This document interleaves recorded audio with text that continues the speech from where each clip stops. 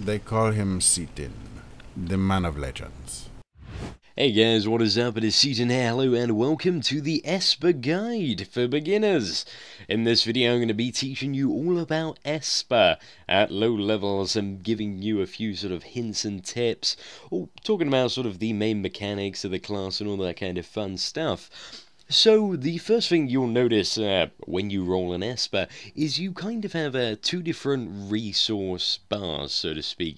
You have this lovely pink bar just above your health, which is your focus. Now, this focus works in the way that the Gunslinger one does, if you've seen that previous video, as in, basically, it's a resource that your heals use, and basically, at low levels, and during sort of very short fights, you won't even have to worry about it. Literally, focus won't become a thing of concern or an issue until sort of you reach endgame. So literally, you have nothing to worry about. So you can pretty much ignore focus off the bat and just acknowledge that this pink bar is there, and eventually one day it will reach 0, and when it reaches 0, then you will start having to look at sort of, managing your heals more effectively. But at the start of the game, literally, you can just do whatever you want. Now, the second sort of resource bar is this kind of a big number just above the pink bar, and this is called psi points. Now, basically, most of your attacks will generate a psi point. And basically, psi points are essentially combo points. So if you've played like a rogue in World of Warcraft, or maybe a rogue in Rift, it's kind of like that, but instead of on the target, these psi points or combo points are on yourself. So I'll kind of just give you a demonstration of how this works. So when I'm casting sort of my basic abilities, this gradually goes up. Probably going to get absolutely owned here. Hopefully we can show a bit of pro play style. And you'll see it goes up, and you can use it to, you can use these points to use finisher abilities or your more powerful abilities. Now, just as a heads up, guys, that wasn't a demonstration of how to kill stuff. That was a demonstration of me being a noob and the psi point counter going up. So, yeah, you're going to have those to sort of constantly manage. Now, generally the best use of the psi points at low levels is Mind Burst, which is an absolutely awesome ability that deals a shit ton of damage. And it sounds like a big falcon eagle thing, which is pretty damn awesome. So that's pretty much it for psi points. I mean, they have quite a few sort of extra uses at later game. I mean, I could also use them for an ability called Illusionary Blades if I wanted to sort of focus a telekinetic storm even. That's a damage over time ability, but I'm more about bursty abilities than damage over time, so I prefer that. But you also have the option of using it for a slightly more powerful dot, or a big heal called Revrai. I can't even say the name of that, so I do apologise in advance for that. But just be in mind, there are multiple uses for your psi points. Now, the thing that I always, I struggle with about Esper at low level is there are so many abilities I feel like I need on my bar. I've kind of had to cut it down, so I've got kind of my main spam attack, which is Telekinetic Strike. The second one is Mind Burst, and third one is Crush, which is my CC. Now, number 4 is probably my favourite spell in the game, called Concentrated Blades, and I'll show it off here. It summons these little blades which get bigger and bigger, and then eventually charge at the enemy, generating a psi point and dealing a fair bit of damage, which is pretty awesome. Now, on number 5, I have my Geist Loadout, which is a little pet that basically acts as a tank. Now, this pet only lasts 15 seconds and has a 25-second cooldown, so it is up to tank for you pretty much like 60% of the time. So 60% of the time, you pretty much won't be taking damage if you have that up, so that's pretty awesome. And then on number 6, I have Bolster, which is a heal over time ability. Bit of a pro tip on Bolster. Basically, what it does is you have 2 charges of it,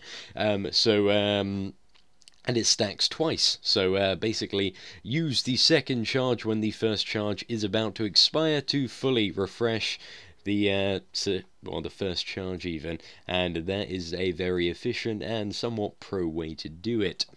Now, going on to the kind of super ability, or the default R ability as I like to call it, Espers have an ability called Spectral Form. Now, in its current state, this grants you an Absorb Shield, 1 Interrupt Armor, and generates a psi point every second for 5 seconds. But during this Spectral Form, movement is prevented. So, basically, you kind of absorb all the damage over 5 seconds unless something really big is hitting on you. And you gain an Interrupt Armor, which may be very useful in certain scenarios. I'm just going to quickly check to see if you can actually cancel this form at all or not. So let's pull this mob, and yes, you can cancel it. So maybe for a bit of a pro strategy or elite strategy, what you could possibly do is if there is a sort of ability that's going to knock you down and you have no way to recover from it, what you can do is you can quickly cast that and then get rid of it, and then maybe move out of a big AoE, and you're sorted. Otherwise, it is pretty much a standard DPS cooldown that you should use when you have no psi points, because it can quickly generate 5 and also give you a little absorb shield on top. It's really up to you how you use this ability, but I generally aim to use it off cooldown and try not to be too conservative with it, as you know, it only has a 30-second cooldown, so it is a fairly low cooldown, so pretty much hit it whenever it's off cooldown for a nice sort of big chunk of damage increase. Now, finally moving on to the stats that you should have and aim for as an Esper. Now, I'm not going to go into so much detail as I did in the Gunslinger video, because I thought that was a bit pointless and I probably went a bit overkill on sort of the stats explanation in this video. So I'm going to press P to get up my stats. Now, Esper's stats work slightly differently, because all the classes work slightly differently in sort of what they get from the primary attributes. What Esper gets is from brutality, they get strike through rating and critical hit, critical severity even. So basically, this increases, reduces the chance your attacks will be deflected, and also increases the damage of your critical hits. That's what brutality does. Now, finesse increases your critical strike chance and also the damage of your critical hits. And so that's pretty damn good if you enjoy big crits. But the main stat that I'm going to suggest you aim for while leveling as an Esper, because mainly you're going to be sort of DPSing and getting the most out of your damage, so you can kill stuff and get it out of the way as quick and as easily as possible, is Moxie, which increases your assault power, and assault power essentially increases your base damage overall. So that's a pretty safe stat to bank on. However, the final 3 stats, you have Tech, which is pretty useless to you because it's kind of like it's a tanking stat basically. It reduces the increases the chance you have to deflect an attack and reduces the chance you'll be crit. So that's pretty awesome if you're tanking, but as an Esper you're going to be pretty much at ranged or have your pet tanking, so it's pretty fucking useless in all honesty. Then you have Insight, which increases your support power. Now, if you're leveling with a group or planning to level purely via dungeons, PvP, and sort of group content, and want to purely focus on healing, then try and aim for as much support power on your gear as possible, but this pretty much isn't going to be the case, so you're usually much better off aiming for as much Moxie as possible. But Insight basically is the healing stat, because it translates into support power. Support power increases your heals and makes you awesome in the world of healing.